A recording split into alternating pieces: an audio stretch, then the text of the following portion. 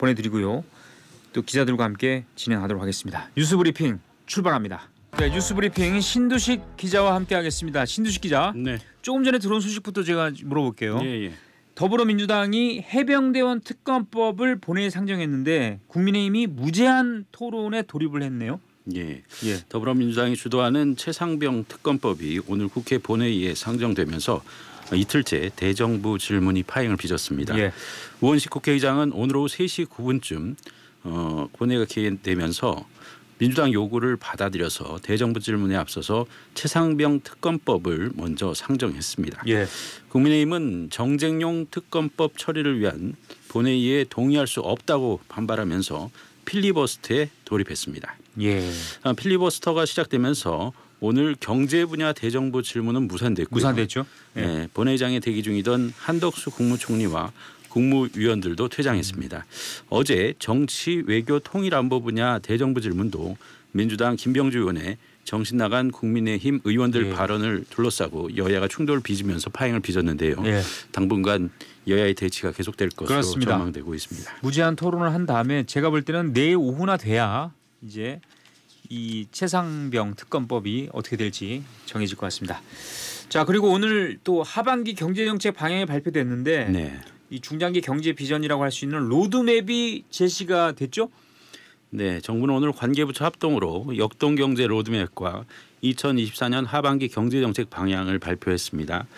정부는 서민과 중상층 시대를 구현하겠다고 비전을 내걸고 혁신 생태계 강화, 공정한 기회보장, 사회 이동성 개선 등 3대 목표 아래 10대 과제를 제시했는데요. 혁신 생태계를 강화하는 핵심 정책으로는 자본시장 밸류업이 제시됐습니다. 기존보다 배당을 확대하거나 자사주를 더 소각하는 방식으로 주주 환원을 늘린 기업에 대해서 증가분의 5%를 법인세 세공제하는 방안이 담겼고요. 현행 근로시간 제도에 대한 개선 방안을 장기적으로 모색하기로 했습니다. 또 향후 10년 동안 노후 공공청사를 복합 개발해 도심에 공공임대주택 5만 가구를 공부하겠다는 그런 구상도 내놨습니다. 제가 보니까 소상공인 지원 대책이 핵심인 것 같은데 맞습니까? 네, 하반기 경제정책에서는 소상공인 자영업자 대책이 부각됐는데요. 코로나 팬데믹을 버티다 고금리 장기화로 연체, 폐업 위기에 있는 자영업자, 소상공인 지원이 시급하다 이런 판단해서입니다. 금융지원과 관련해서는 상환 연장, 전환보증, 전환대출 등 3종 세트가 추진됩니다. 정책자금 상환 연장 기간이 최대 5년으로 늘어나고 업력, 대출 잔액 요건이 폐지됩니다. 5조 원 규모의 전환보증이 신설되고 7% 이상 고금리 대출을 저금리 대출로 대환하는 프로그램 요건이 대폭 완화됩니다. 소상공인 채무조정 지원 프로그램인 새출발기금 규모는 기존의 30조 원에서 40조 원 플러스 알파 규모로 확대되고 채무조정 대상 기간도 올해 상반기까지로 연장됩니다. 정부는 소상공인의 배달료와 임대료, 전기료, 인건비, 관리비 등 5대 고정비용 부담을 덜어주는 정책도 추진할 계획입니다. 그리고 서울시청역 인근에서 역주행 사고가 발생해서 9명이나 또 안타깝게 목숨을 잃었는데 경찰 수사가 좀 진전이 있습니까? 네, 서울시청역 인근 역주행 사고를 수사하고 있는 경찰은 주요 참고인 조사를 시작하고 물증을 확보하는 등 사고 원인 규명에 속도를 내고 있습니다. 정용우 서울 남대문 경찰서 교통과정은 오늘 기자단 브리핑에서 차량의 속도, 급발진, 제동장치 작동 여부 등에 대해서 사고 차량을 어제 국립과학수사연구원에 감정 의뢰했다 이렇게 밝혔습니다. 사고 차량인 제네시스 G80과 피해 차량인 BMW, 소나타의 블랙박스 영상, 호텔과 현장 주변의 CCTV 영상 자료 등 자료들을 국가수에 보내서 정밀 감식 감정을 의뢰했습니다. 국가수 정밀 분석에는 통상 1, 2개월이 소요되는데요. 이번에는 사안의 중대성을 고려할 때 분석 기간이 단축될 수 있다 이런 전망도 나오고 있습니다. 경찰은 그 사고 차량이 호텔 지하 1층 주차장에서 나와 약간의 턱이 있는 주차장 출입구 쪽부터 과속한 것으로 확인됐다고 밝혔고요. 이번 사고의 부상자 1명이 추가로 확인됐다고 전했습니다. 알겠습니다. 이 사상자가 16명 이렇게 돼 있죠. 지금까지 뉴스브리핑 신두식 기자였습니다. 슬기로운 여의도 생활 정치부의 이연서 기자 나와 있습니다. 어서 오십시오. 네, 안녕하세요. 오늘은 어떤 소식을 들고 왔습니까? 네, 오늘 오전 11시에 열렸던 22대 국회 개원 후 처음 열린 국회 정각회 법회 소식입니다. 예. 네, 첫 총회인 만큼요. 정각회 회원 중에 뭐 30여 명 또 국회 직원 불자회 회원들까지 이 정각선언이라는 국회 안에 법당이 있거든요. 예. 여기가 저희 스튜디오로 따지면 한 4배에서 5배 정도에 해당하는 크기인데 여기가 발 디딜 틈 없이 꽉 들어찼습니다. 예. 정말 발을 디딜 수 없었어요? 그 정도로 꽉 찼다는 얘기군요. 그럼요. 네. 누구 참석했습니까? 굉장히 궁금하네요. 뭐 우선 정각회 하면 빼놓을 수 없는 의원인 국민의힘 주호영 의원이 왔습니다. 제가 정각회 법회를 취재한 지도 어느덧 1년이 다 돼가거든요. 예. 그런데 그동안 열린 법회에서 주호영 의원을 거의 안 본 적이 없을 정도로 정각회와 굉장히 친밀한 관계를 유지하고 계신 분입니다. 그래서 그만큼 정각회 사정에 가장 밝은 의원이라고 해도 과언이 그렇죠. 아니고요. 그래서인지 사실 이 오늘 같은 첫 총회가 아닌 이상에는 이 매달 열리는 정기법회가 그렇게 많은 의원들이 참석하지는 않는다고 봐야 합니다. 그렇죠. 지금의 한 반 정도가 빠지지 않을까라고 제가 말씀을 드릴 수 있을 것 같은데 그래서인지 이번에 모처럼 이 동료 의원들로 꽉 차니까 주호영 의원도 굉장히 들떴던 모양이에요. 예. 네, 그래서 이 사회를 천우정 국회직원 불자회 회장이 봤었는데 마이크도 잠시 빌려서 직접 진행을 하기도 했을 정도였거든요. 예. 또 신임 회장인 국민의힘 이현승 의원도 참석을 했습니다. 뭐 국민의힘 김영동 의원도 참석을 했는데요. 뭐 의원들을 향해서 온마니 반매홈 이렇게 외치면서 한 명 한 명 악수를 하기도 했고요. 네. 이 밖에 뭐 더불어민주당의 서영교 의원, 또 김영배 의원, 백승하 의원, 문대림 의원, 또 개혁신당의 정춘생 의원, 김재원 의원까지 한 자리에 모였습니다. 김재원 의원은 그 가수 출신. 네. 그 예전에 그 국민의힘의 김재원 전 의원은 아니죠? 아닙니다. 가수 리아 예, 씨로 리아. 불렸던 예, 예. 분이시죠. 이번 22대 국회 정각회 오늘 총회에 참석하지 않은 회원들을 포함해서 그 최종 회원 수가 어느 정도입니까 지금? 현재까지 모두 55명이 가입을 한 것으로 집계가 됐습니다. 국민의힘에서 24명이고요. 민주당 의원은 26명, 조국혁신당의 3명, 새로운 미래 1명이고 국민의힘에서 25명이 되겠습니다. 최근 오늘 또 직전에 가입을 1명 더 누가 했다고 들어왔습니까? 합니다. 네. 네. 그래서 제가 지난번 이노베이션에 출연을 해서 이 정각회 신규 회원으로 이름을 올린 의원들을 좀 소개를 해드렸었는데 지금 2주가량 지난 시점이거든요. 네. 그래서 지금 국민의힘에서는 김기웅, 구자근, 정동만, 또 김위상, 강민국, 이인선 의원까지 6명이 추가로 합류를 했고요. 예. 민주당에선 제가 그때 20명이 가입을 했다라고 말씀을 드렸어요. 거기에서 6명이 더 추가로 합류를 했습니다. 김윤덕, 백승하, 이모경, 또 이광희, 염태영, 정진욱 의원 이렇게 되겠고요. 예. 조국혁신당에서는 조국 대표가 뒤늦게 합류를 했습니다. 또 새로운 미래에서는 유일하게 이번에 원내에 진입한 김종민 의원까지 이렇게 총출동을 했네요. 예. 네. 이광희 의원은 이 청주 BBS 불교 방송에 근무했던 의원입니다. 네. 역대 회원 수가 대개 40명대 후반 또는 50명대 초반대를 유지했으니까 이번에도 규모가 그렇게 축소된 건 아니잖아요. 네, 맞습니다. 아무래도 사실 지난번에는 규모가 좀 축소되지 않을까 우려하는 부분도 있었거든요. 그렇습니다. 초반엔 그랬죠. 네, 아무래도 이제 국회 정각회가 공직사회 불자 조직의 대표격이라고 할 수 있기 때문에 사실 40명에서 50명대 수만 보더라고 해도 이 300명의 6분의 1 수준이다 보니까 규모가 숫자상으로는 그렇게 크지는 않다고 네. 할 수 있잖아요. 그래서 갈수록 이 불교 현안을 반영하는 창구가 점점 축소되는 거 아닌가 우려가 나왔지만 최종적으로는 지난 21대 국회 당시의 정각회 회원 수와 크게 다르지 않아서 불교계에서도 다행이다라는 목소리가 나오고 있습니다. 그리고 신임 회장인 이현승 의원도 이번에 회원들이 많이 모인 것 같아서 시작이 참 좋다라고 소회를 밝혔어요. 취임사에서 이 밖에 포부 밝혔는데 한번 짧게 들어보겠습니다. 우리 그 국회 정각회는 순수한 불자 모임이지만은 우리가 사랑하는 불교가 중흥하기 위해서는 불교의 입법 수호자 역할도 충실히 해야 된다고 저는 생각합니다. 요즘 그 운영에 어려움을 겪고 있는 사천들이 많이 있다고 합니다. 불교 현장에 먼저 다가가서 긴밀히 소통을 하면서 우리 불교계의 고민을 해결할 수 있도록 최선을 다하겠습니다. 예. 다시 오늘 그 정각회 첫 총회가 있었잖아요. 네. 오늘 법회도 진행을 했는데 어느 스님이 왔습니까? 네, 조계종 원로 의장인 자광대종사가 법문을 했습니다. 예. 초선 의원부터 연륜 있는 중진 의원까지 이 의원 모두가 초심을 다질 수 있게 하는 그런 조언을 해줬는데요. 스님은 스님의 역할이 있고 어머니는 어머니 역할이 있는 것처럼 국회의원도 마찬가지다. 특히 이 자리는 귀한 자리니까 업을 낭비하지 말라 이렇게 말을 해줬고 또 동시에 국회는 육체적인 힘을 쓰는 곳이 아니고 예. 자기 정신이 필요하고 특히 보살 정신으로 정치를 해나가라라고 가르침을 전했습니다. 예. 그리고 또 나란 일을 하려면 건강해야죠라고 얘기를 해줬더니 의원들 사이에서 아 고맙습니다라는 대답이 나오기도 했고 예. 근데 동시에 쓴소리도 아끼지 않았어요. 국민의힘 전당대회에 4명의 후보가 지금 출마를 했잖아요. 예. 근데 이제 출마를 하자마자 왜 싸우냐. 맞아요. 출마하자마자 왜 네거티브 합니까? 라고 혼을 내더라고요. 아주 적절한 혼을 냈습니다. 네. 그래서 오순도순 머리 맞대면 국민들 마음 돌아설 거다 이런 식의 해답을 줬는데 한번 법문 내용 짧게 들어볼까요? 존재하는 모든 것은 서로 의존해서 사는 겁니다. 불교는 인연법입니다. 좋은 인연 맺어서 사는 거지.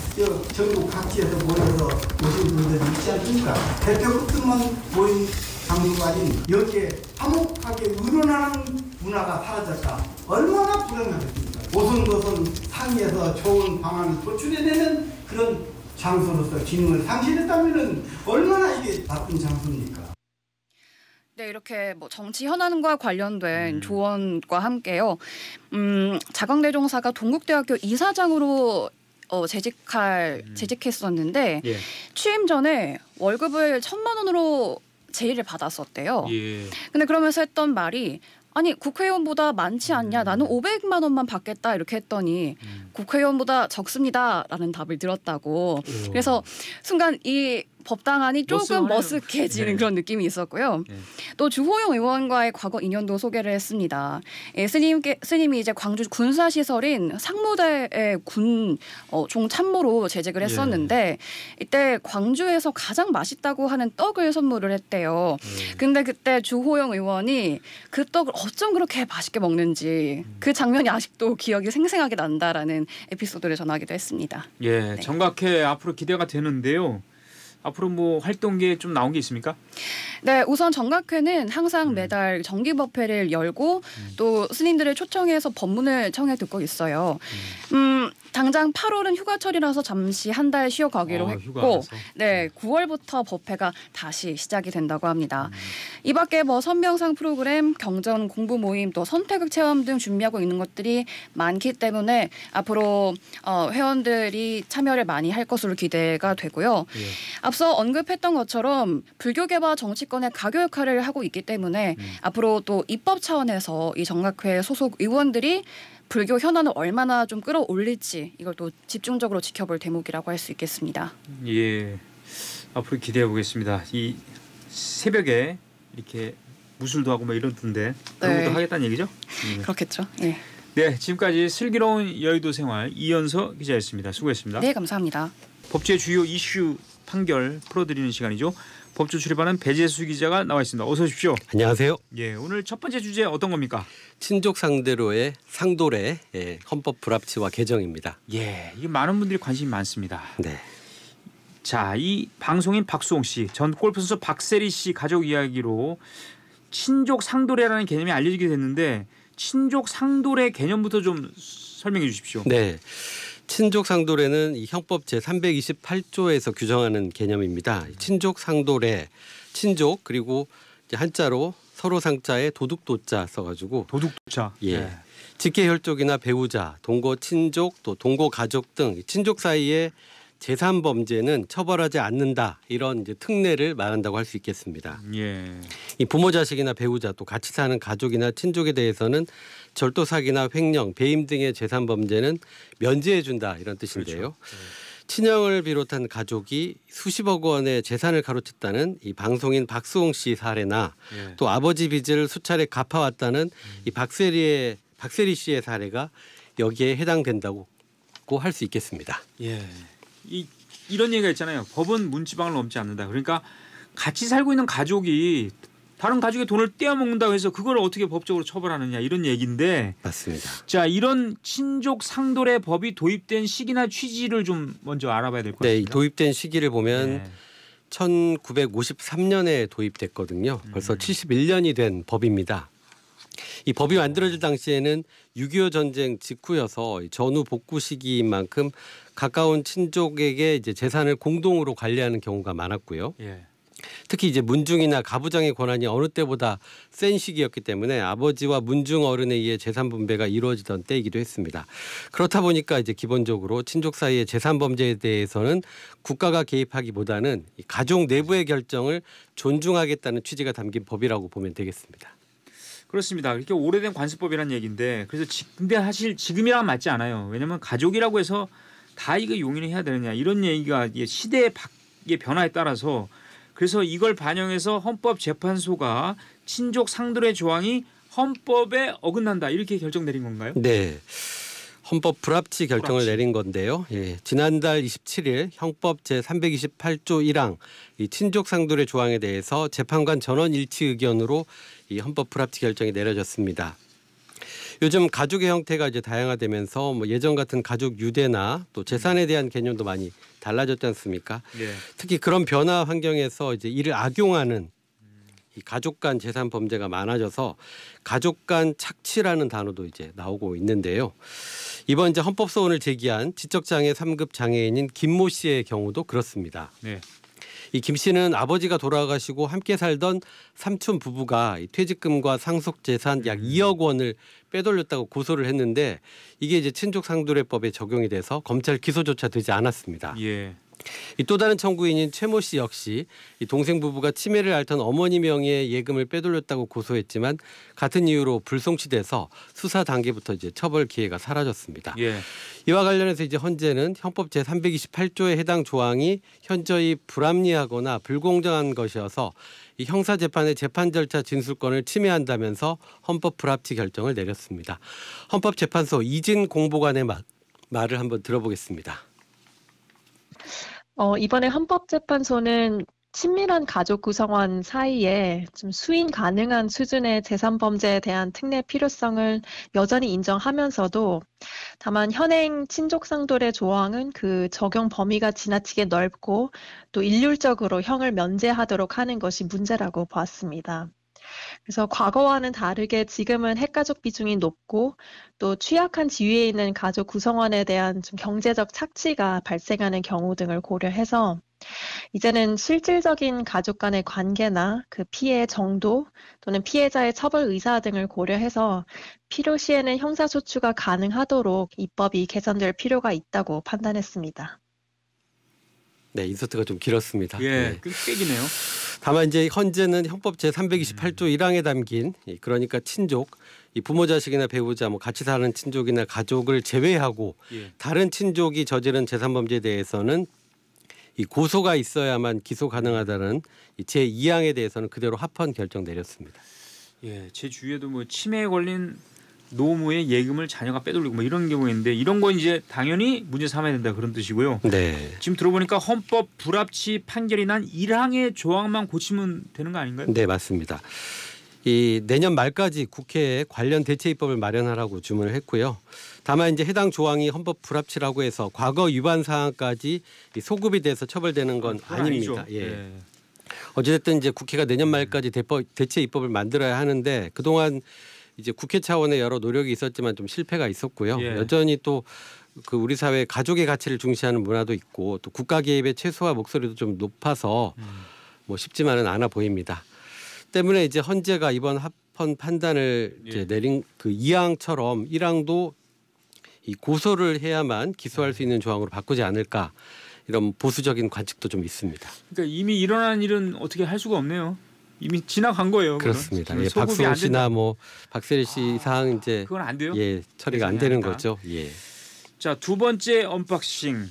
이번에도 헌법재판소 판결 내용이죠. 네, 이 뒤늦게 알게 된 상속 청구권 10년 제한은 위헌이다라는 내용 풀어드리겠습니다. 아, 이거 중요합니다. 그러니까 상속 청구권이 나한테 있다는 거를 뒤늦게 아는 경우가 있어요. 근데 재산 분할은 10년 전에 다 끝났기 때문에 재산 청구를 할 수 없다.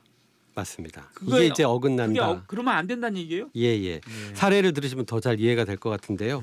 헌법소원을 제기한 한 여성은 지난 19년에 이제 어머님으로부터 자신의 친아버지의 존재를 알게 됐는데요. 아, 그래서 이제 친생자 인지 청구 소송을 냈습니다. 결국 2년의 기다림 끝에 이제 2021년 12월에 법원에서 이제 친생자임이 확인이 됐는데 예.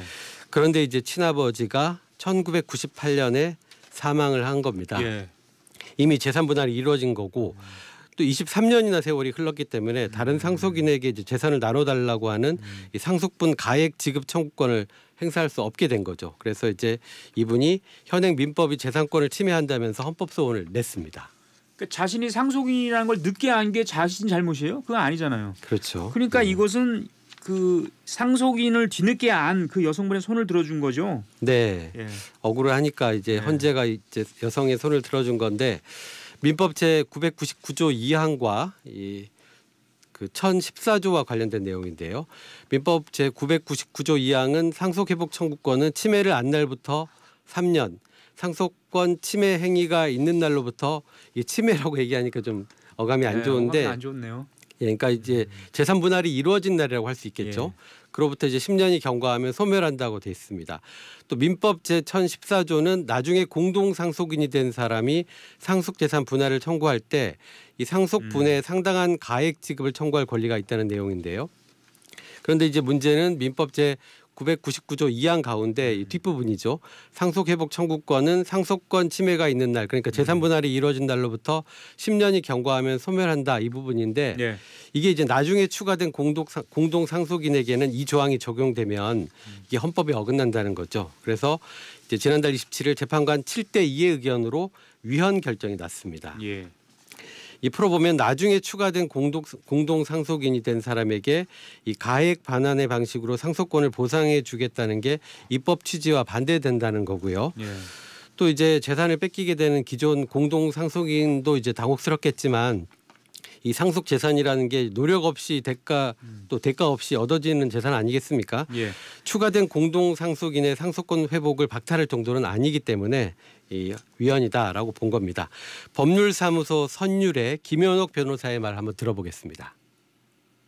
상속재산 처분일 등으로부터 10년 이후에도 상속 개시 후 인지 등으로 공동 상속인이 된 자의 상속분 가액 지급 청구를 가능하게 한 것으로 추가된 공동 상속인의 재산권 및 재파 청구권을 실질적으로 보장한다는 데 그 의의가 있습니다. 네, 여기서 끝내야 할 것 같습니다. 서초동 언박싱 배재수 기자였습니다. 맞습니다. 네, 연구개발 예산, 과학기술 연구개발 예산 얘기인데요.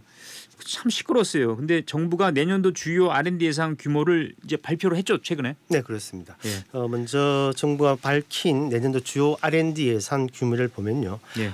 총 24조 8천억 규모입니다. 유광준 과학기술혁신본부장의 말을 들어보시죠. 예. 25년도 주요 R&D 예산은 24.8조 원 규모입니다. 국가과학기술자문회의를 통해 우선 24.5조 원이 심의 의결되고 8월 말 정부안 예산 최종 확정 시까지는 6월 이후의 예타 확정 사업, 다부처 협업 R&D 예산 등이 추가적으로 조정 반영될 예정입니다. 네, 여기에다 일반 R&D 예산이 또 따로 있습니다. 이걸 예. 합치면 모두 29조 4천억 원 규모가 될 것이라는 건 정부의 발표 내용인데요. 이는 지난해 R&D 예산보다 1,000억 원이 많습니다. 아, 그렇군요. 근데 뭐 이런 얘기 많이 하더라고요. 2년 전 규모로 해보겠다 이렇게 얘기를 많이 하고. 네, 그렇습니다. 올해 지난해. 워낙 많이 깎였기 때문에. 네, 그렇습니다. 근데 선택과 집중이라고 하던데 특별한 어떤 특정 분야에 많이 투자가 됩니까? 네, 무엇보다 이게 3대 게임 체인지라 그래가지고요. 우리가 많이 알고 있는 인공지능, 즉 AI와 반도체, 그리고 첨단 바이오, 양자, 이게 세 부분인데요. 유광준 과학기술혁신본부장의 말을 다시 한번 들어보시죠. 국가 혁신을 이끌 첨단 바이오, AI 반도체, 양자 등 3대 게임 체인저 기술과 최초에 도전하는 혁신 도전형 R&D에 투자를 대폭 강화하고자 합니다.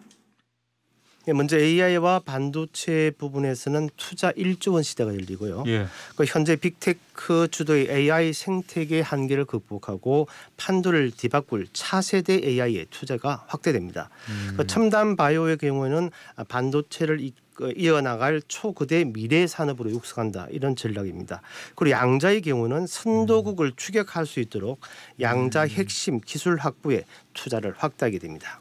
예. 이 기초 연구 분야에 특히 투자를 많이 합니까?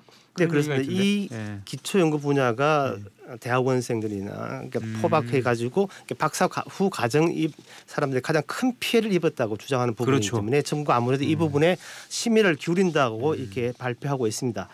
그래서 기초 연구에는 지난해 올해보다죠. 올해 예산보다 11.6%가 늘어난 2조 9,400억 원이 지원됩니다. 무엇보다 조금 전에 말씀드렸듯이 예산 삭감을 어려움이 컸던 젊은 연구자에 대한 지원이 대폭 확대되는데요. 조선학 가기정통부 연구개발 투자 심의국장의 말을 들어보시죠. 젊은 연구자를 대상으로 한 투자 규모는 전년 대비 한 1,300억 정도 규모가 증액이 되었고요. 그리고 특히 석사 과정생에 대한 연구 장려금이 이제 600개 과제에서 1,500개 과제로 증액되었습니다. 눈에 띄는 게 이게 우주항공청 설립을 계기로 우주 분야 예산이 많이 좀 늘어났어요? 네, 그래서 드디어 1조 원을 돌파했다 이렇게 나오는데 아직까지 현재 우주항공청이 지난 5월에 개청을 했는데요. 지금 현재 8,600억 정도가 모이는데 앞으로 아마 이게 늘어나서 1조 원이 될 것이라는 게 정부의 설명입니다. 무엇보다 정부가 이런 어떤 예산을 늘리는 이유는 2032년에 달 착륙 그리고 2045년에는 화성에 도달하겠다 이런 계획이 있고요. 또 민간 전용 발사장 등 인프라 구축 등에서도 여러 가지 예산을 지원한다는 그런 계획입니다. 대통령실 얘기는 이번 R&D 예산 증액이 상당히 큰 의미가 있다. 이렇게 보고 있죠. 한마디로 말하면 돈이 없는데 이 예산 R&D 예산만큼은 늘렸다 이렇게 입장을 정리할 수 있습니다. 박상욱 대통령실 과학기술수석은 내년도 정부 총 예산 증가율이 한 4%가 될 것이라 했는데 다만 R&D 예산의 경우에는 13.2%가 늘어난다 이렇게 설명을 했습니다. 그러면서 일반 예산까지 다 합치면 29조 3천억을 넘어선 이게 올해 지난해 예산인데 이게 지금까지 역대 최대 규모였거든요. 이거를 넘어서서 아까 말씀드렸듯이 1,000억 원 정도 늘어나서 30조 원에 육박할 것이다 이렇게 말했습니다. 무엇보다 박수석이 강조한 것은 이렇게 규모뿐만 아니고 내용으로서도 거의 황골탈퇴할 것이다고 이렇게 강조했는데 무엇보다 이게 국회 과정에서 어떻게 또 바뀔지는 알 수 없습니다. 정부가 또 신경 쓰는 게 이 정부 출연 연구기관 출연연이라고 그러죠. 여기에 자율성을 최대한 이렇게 높여주는 방안 이걸 많이 지금 그렇습니다. 무엇보다 출연연에 있는 많은 연구자들이 지금 출연연을 떠나고 있는 그런 상황입니다. 그렇습니다. 일반 기업이나 해외로 나가는데요. 그래서 이 출연연에 대해서 좀 자율성을 대폭 확대하겠다 이렇게 정부가 밝혔는데 이창윤 과기정통부 1차관의 말을 들어보시죠. 앞으로 출연연이 필요한 인력을 확보할 수 있도록 정원 규제를 대폭 완화합니다. 최소한의 요건만 갖추고 있다면 자체 정원 증원, 감축은 출연연이 자율 운영하는 것이 허용됩니다. 네, 그리고 국내외 석학 등의 핵심 인력이 영입될 수 있도록 비공모 특별 채용, 다시 말해서 공모를 통하지 않고도 이렇게 석학을 초빙할 수 있도록 이렇게 했습니다. 알겠습니다. 근데 이제 뭐 이런 얘기를 많이 하잖아요. 젊고 똑똑한 연구자들이 다 민간으로 빠지고 있다. 네, 조금 전에 제가 말씀드렸죠. 그렇게 얘기하고 있기 때문에 과학계 반응이 굉장히 궁금한데 뭐 이 말라 죽은 나무에 물 안 주고 다른 나무에 물 준다 이렇게 얘기 같은데요. 반응이 어떻습니까? 일단 과학계에 특히 노조 중심으로 해서 반대 목소리, 특히 비난 목소리가 높습니다. 먼저 전국 공공연구 노동조합이 있는데요. 성명서를 통해서 지난해 삭감했던 예산을 조삼모사식으로 그러니까 원상회복했을 뿐이다. 그러니까 지나치게 과대 포장할 거 없다는 입장인데요. 조용국 전국 공공연구노조 조직실장의 말을 들어보시죠. 이게 이 윤석열 정부가 과학기술계를 살리려는 의지보다는 이제 작년에 국민적 반발이 거세지자 뭐 조삼모사식으로 작년에 삭감됐던 예산을 이제 원상복구 수준으로 좀 저희는 회복했을 뿐이다라고 판단하고 있습니다. 특히 조영국 실장은요. 예. 과학계 R&D 생태계가 있는데 이것을 훼손시킨 게 가장 큰 문제다 이렇게 말했는데 이 부분도 한번 들어보시죠. 예. 그동안 수십 년 동안 구축해온 그 R&D 생태계를 윤석열 정부가 그 소위 연구 카르텔이라는 미명하에 24년도 연구비를 졸속 삭감하면서 과학기술 R&D 생태계를 통째로 훼손시켰다는 게 좀 문제가 큰 것 같고요. 네, 전국 과학기술 노동조합 역시 국가가 젊은 과학기술계로부터 신뢰를 잃은 것이 가장 큰 문제라고 지적했는데요. 예. 여기서 신명호 전국 과학기술노조 부위원장의 말을 들어보시죠. 그리고 이제 원래 근본적인 개혁이 필요한 상황이었어요. 근데 윤석열 정부가 개혁을 한 게 아니고 오히려 작동하고 있는 그 절차적으로 잘 되어 있는 절차들조차도 이렇게 핀을 뽑아버린 꼴이 돼버려가지고 지금 그 과학기술계 특히나 이제 대학원생들이나 신진 연구자들이 자꾸 해외로 나가려고 그러니까 한국에 있는 그 R&D에 종사하려는 생각들이 없어지고 있습니다. 그러니까 그게 더 큰 문제. 예, 알겠습니다. 네, 경제 오디세이 박원식 기자였습니다.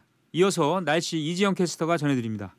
네, 내일 밤부터는 전국에 또다시 장맛비가 내리겠습니다. 내일 늦은 오후 수도권과 강원, 충남을 시작으로 밤에는 충북과 경북 북부로 확대되겠고요. 모레 전국 대부분 지역에 비가 내리다가 오후에 대부분 그치겠습니다. 예상되는 비의 양은 충청권에 최고 150mm 이상, 전북에 120, 경기 남부에 100mm 이상의 비가 내리겠고 서울 등 그 밖의 전국에도 30에서 80mm의 비가 예상됩니다. 곳에 따라 돌풍과 벼락 을 동반한 집중호우가 예상됩니다. 내일도 오늘만큼 덥겠습니다. 서울 29도, 강릉 31도, 광주 32도, 대구는 34도까지 오르겠습니다. 당분간 장맛비가 내렸다 그치기를 반복하면서 다음 주에도 길게 이어질 전망입니다. 지금 서울의 기온은 25.1도입니다. 기상청이었습니다.